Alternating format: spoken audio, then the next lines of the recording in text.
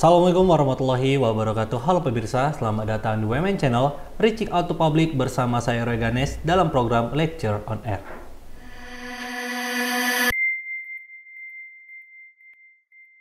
Saat ini saya sudah bersama Bapak Sutikno, SPD, MPD, PhD, Cikar, selaku Ketua LP2M UMN Al-Wasliyah, yang akan membahas tentang rumah etnomedicine. Assalamualaikum Pak. Waalaikumsalam. Apa kabar Bapak hari ini Pak? Alhamdulillah sehat.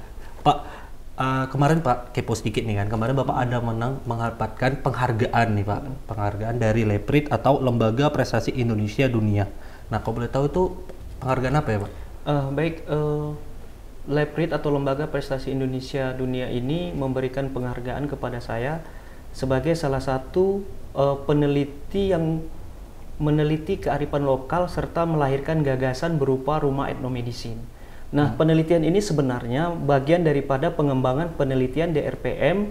Pada tahun 2018 saya memenangkan hibah penelitian dasar unggulan perguruan tinggi, sehingga kemudian sebagai produk, sebagai luaran, rumah etnomedicine ini adalah mengembangkan sesuatu tanaman obat yang sekarang ini tidak begitu diperhatikan. Kemudian kita modifikasi, kita inovasi dengan doa-doa penyembuhan yang kemudian diaplikasi menjadi sebuah produk sehingga bisa bermanfaat bagi masyarakat, khususnya pada masa pandemik ini. Tidak saja mampu meningkatkan imunitas tubuh masyarakat, tapi juga sangat berpeluang membuka peluang-peluang usaha-usaha baru, terutama di bidang UMKM. Nah, jadi etnomedicine ini merupakan satu aplikasi implementasi dari penelitian yang saya lakukan sebelumnya. Kalau boleh tahu Pak, Bapak melakukan penelitian itu kapan? Ya, di 2018 itu kita kan dibiayai oleh pemerintah dalam penelitian hibah DRPM, dan dari aplikasi-aplikasi yang kita lakukan ternyata kita menemukan sesuatu. Oh, ini ternyata bisa diangkat. Ibarat mengangkat batang terendam ke atas permukaan. Sebenarnya ini adalah sebuah kearifan lokal, tolak bala pengobatan. Nah, tolak bala pengobatan ini saya rasa pas di saat kita ini sedang mengalami pandemik, bagaimana berperan membantu program pemerintah untuk dapat membantu masyarakat. Yang pertama itu memperbaiki ekonomi, menciptakan lowongan pekerjaan, serta mampu meningkatkan imunitas tubuh masyarakat. Itu tadi dengan mengkonsumsi obat-obat herbal, ya herbal saya bilangnya, atau etnomedicine. Sehingga dengan hal seperti ini pemerintah terbantu. Terbantu, rakyat tidak sakit, masyarakat sehat, sehingga program-program itu bisa terjalankan. Dan yang paling penting hal ini juga belakangan ini melalui surat keputusan Menteri Kesehatan tahun 2020 timbul bahasanya pengoptimalan tanaman apotek atau tanaman obat. Ya. Berarti Pak untuk rumah etnomedicine ini lebih ke herbal Pak ya? Iya benar. Herbal. Ya. Tidak ada unsur kimianya. Iya. Nah, kadang sekarang masyarakat ada juga yang berasumsi kembali ke alam. Nah, sebenarnya kalau kita lihat alam, khususnya tumbuhan obat di Indonesia ini luar biasa manfaatnya. Kenapa? Nah, jadi daripada kita tidak kita manfaatkan, kan lebih baik kita manfaatkan. Apalagi tanaman obat ini gampang sekali bisa ditanam di mana saja dengan iklim Indonesia ini. Bisa di pekarangan rumah, mungkin di belakang rumah, sehingga ketika kita membutuhkan sewaktu-waktu hanya tinggal bisa kita seduh, ya. Kemudian tentunya dengan melibatkan doa-doa penyembuhan, bagian daripada tradisi, melestarikan tradisi leluhur, kan gitu. Pak, sedikit kita meluruskan biar pemirsa juga tidak salah paham. Tadi Bapak ada bilang mantra untuk tolak bala. Ya. Nah, itu maksudnya apa tuh? Iya, baik, begini. Tidak ada satupun kita hidup di dunia ini lepas dari kodrat dan irodat serta takdirnya Allah. Alangkah lebih baiknya dalam setiap kegiatan kita selalu melibatkan Allah, termasuk dengan mantra. Mantra ini kan istilah yang dulu kalah sebelum masuknya Islam, kalau kita lihat sejarahnya. Dengan adanya Islam, muncullah yang namanya doa. Jadi mantra itu adalah dari bagian daripada doa. Sama hari ini, ketika kita minum sebuah obat, ini misalkan di Roy, ini ada air putih nih, 2 air putih ini, satu dibacakan doa, satu tidak dibacakan doa. Kira-kira kalau di Roy mau minum yang mana? Yang dibaca doa. Kenapa? Karena lebih, ya pasti percaya sama Allah kan, ini lebih bagus gitu. Nah, itulah bagian daripada kita. Kita sekarang ini cenderung melupakan yang Maha Kuasa dalam setiap kegiatan perbuatan.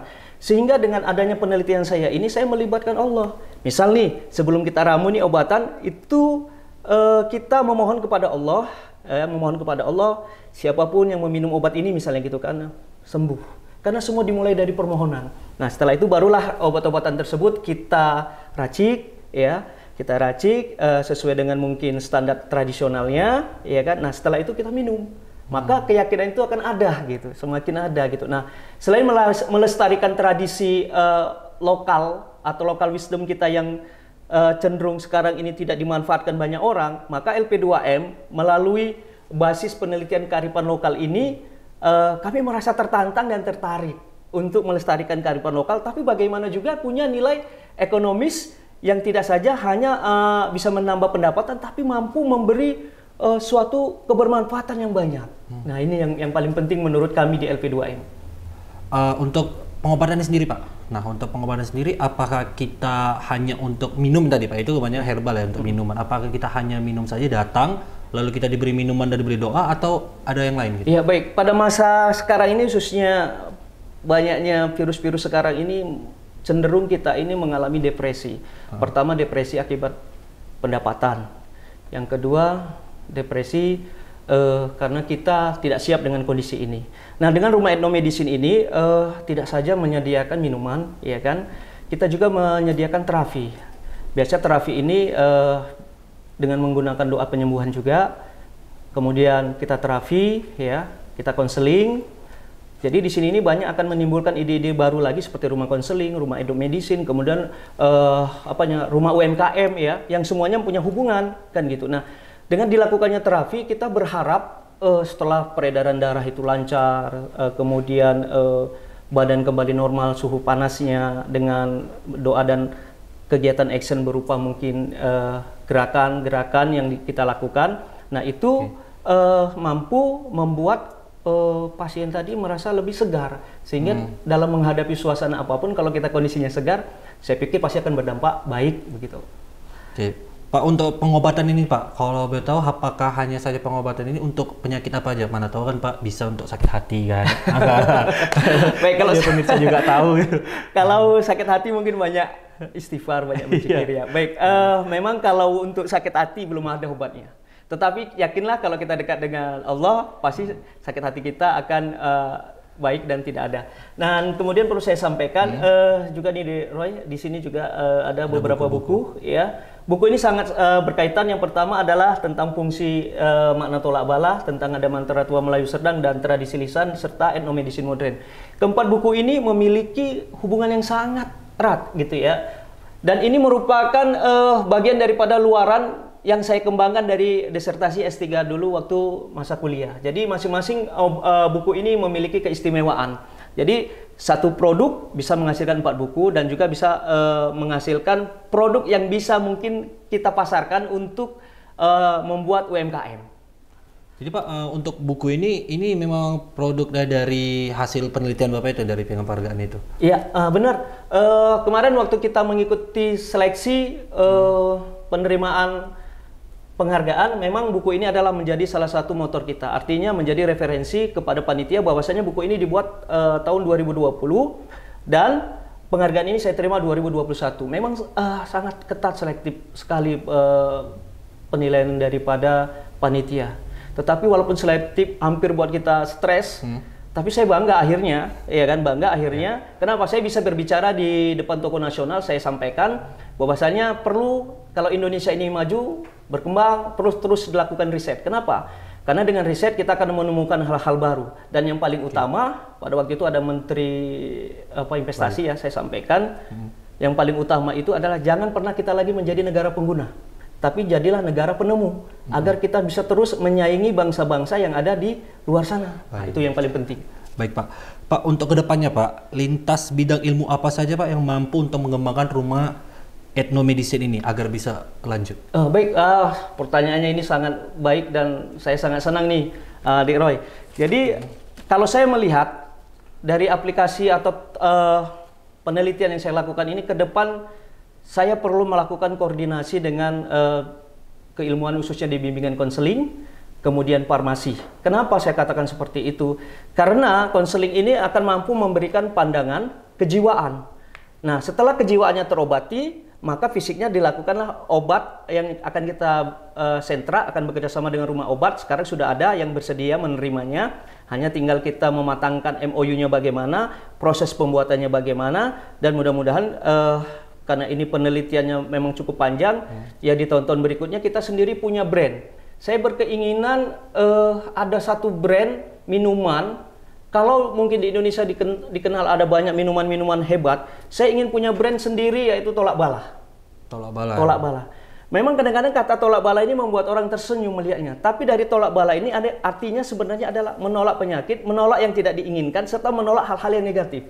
Ini maksud daripada makna Tolak Bala. Saya berharap dengan arti semiotik ini nanti kalau memang terjadi brand dan bisa kita ciptakan brand produk sendiri, ya siapapun yang meminum produk kita memang benar-benar merasakan dia segar, sehat. Ya apalagi dengan adanya sekarang banyaknya minuman kekinian ini. Ini minuman kekinian ini bisa kita buat brand Tolak Bala tersebut.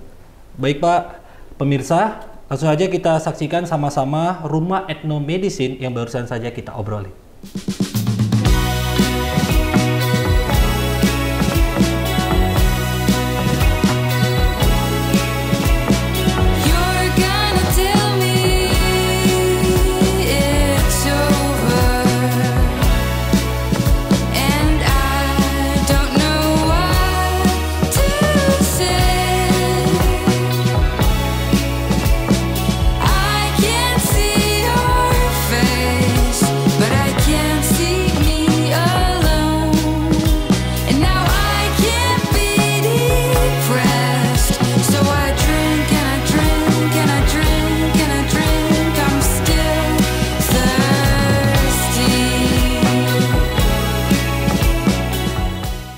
Nah itu tadi dia pemirsa rumah etnomedicine. Ternyata Pak bener ya, di rumah yang sederhana itu banyak juga ramuan-ramuan yang udah diracik. Dan juga ada tadi kios jamunya sendiri.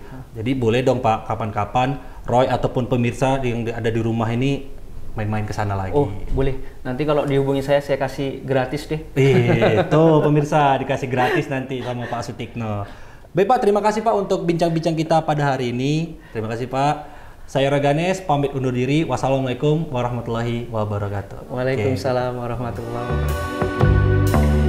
wabarakatuh.